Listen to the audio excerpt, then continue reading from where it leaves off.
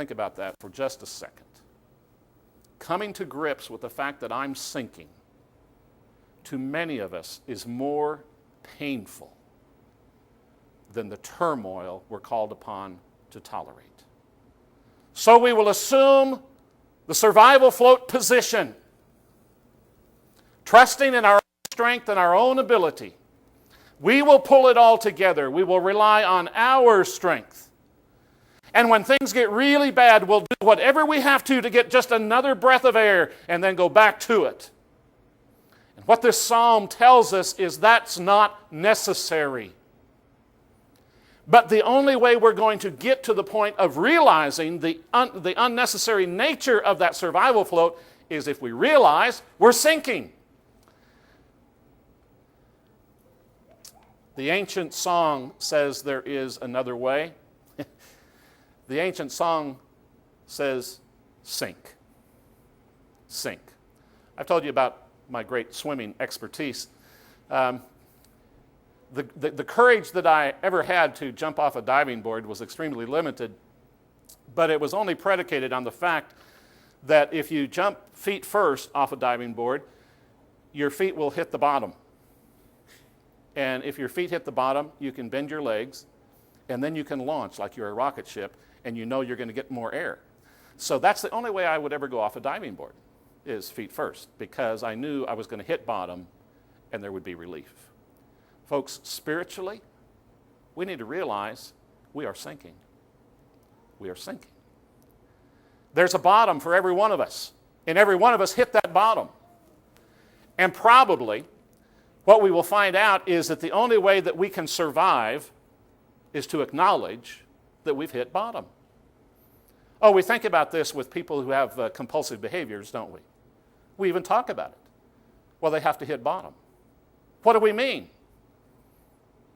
We mean they have to hit a point in their life to realize there's something besides themselves, so they look to a greater power for their security and their healing. I have a little news break. We're all compulsive sinners. We all hit bottom. And we need to recognize that bottom is our abiding place when we trust in ourselves.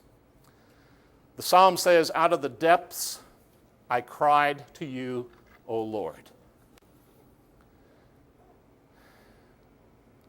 How's your prayer life?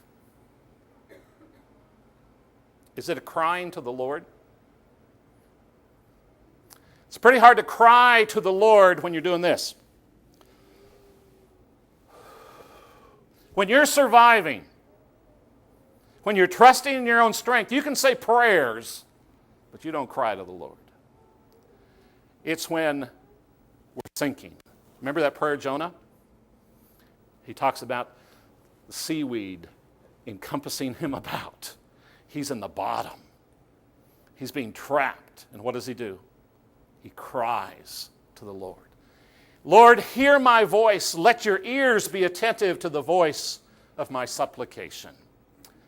Depths comes from two Hebrew words, one that means depth and the other that means stepped. Folks, we need to realize where we have stepped. We have stepped off into the deep. That's the very nature of sin. It is when one is aware of their sinking steps that they can cry out to the Savior. It reminds me of Peter, doesn't it you? As long as he was walking on top of the water, things were fine. But when he began to sink, to whom did he cry? He cried out, and the Lord answered him. The Lord was there. Same is true for us today. Sinking? Give up the survival float. Give up the dependence upon your own strength. Instead, trust the one who can walk on water. His ears are attentive to the voice of your supplication. And the Hebrew word for supplication has to do with being bent or stooped. So we are lowered. We are before God at the bottom. And we're saying, lift me up. I am sinking. Secondly, the psalm lets us know that we can stand on a declaration. We can stand on a declaration. If you, Lord, should mark iniquities, O Lord, Who could stand? But there is forgiveness with you, that you may be feared. Who can stand under the weight of their iniquity? Who of us can bear the burden of our own sinfulness? Psychiatrist Dr. Carl Menninger once said that if he had the ability to convince his patients in psychiatric hospitals that their sins were forgiven, 75% of them could walk out the next day. Who can bear the burden of their sin? Obviously, the psalmist is saying none of us could. It's been a long time since I've watched this movie. And it's hard to find movies anymore because you can't go down to Hollywood, you know. But this is a great movie. I think it won the Academy Award back in the early 80s when it was made, called The Mission. It's about a Catholic priest who is involved in South America and is trying to teach and work with natives there. But there's also slave trade that's going on. And the character of Robert De Niro actually is one of those slave traders. What happens to him, he gets in this fit of rage and he ends up killing his brother and he's imprisoned for that murder.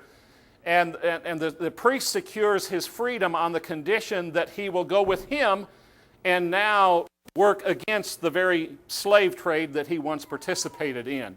And so he goes into the jungles of South Africa to work with this priest and to seek to aid the native people there.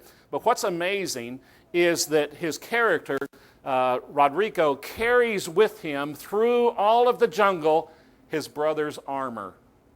And you can actually see in that middle picture, if you're close enough, in that container that he's dragging across, you can actually see the helmet and the breastplate of armor that he's carrying with him.